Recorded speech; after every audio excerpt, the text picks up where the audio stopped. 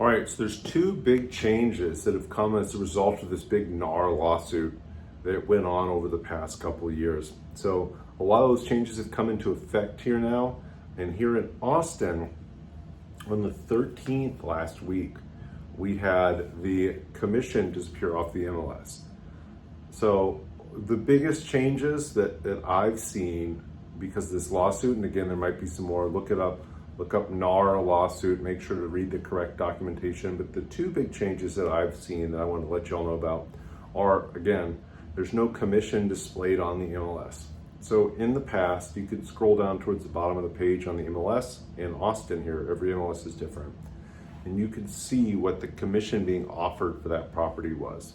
And again, I say offered because it was all a little different. Most of them were 3%, but a lot of them were different than that. You know, it might be 2.5, might be 2.7. Now that's not on there anymore. As an agent, you need to reach out to the listing agent and figure that out outside of there. Or there are some other ways you can figure it out, but I'm not really too familiar with it quite yet. I know that you're able to list it on websites here in Austin, but again, everywhere is different. Every MLS is different. In Texas, we have over 40 MLSs, so it makes things really complicated.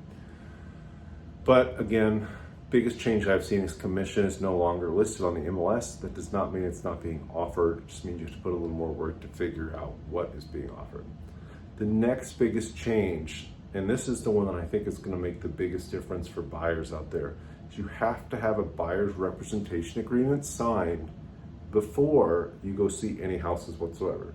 So I used to tour all sorts of houses with people and I wouldn't get buyer's rep signed. Just wasn't worried about it. People wanted to work with me, they were going to work with me. Obviously, when we started putting some real work in, we would get these signed, started writing offers, stuff like that. Now we have to get them signed no matter what, even if we go show one property.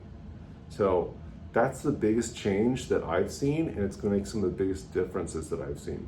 Again, I'm by no means an attorney. I'm by no means an expert on this matter. It just happened. We're just getting used to it. But if you want to learn more about it, just look up the NAR lawsuit about commissions.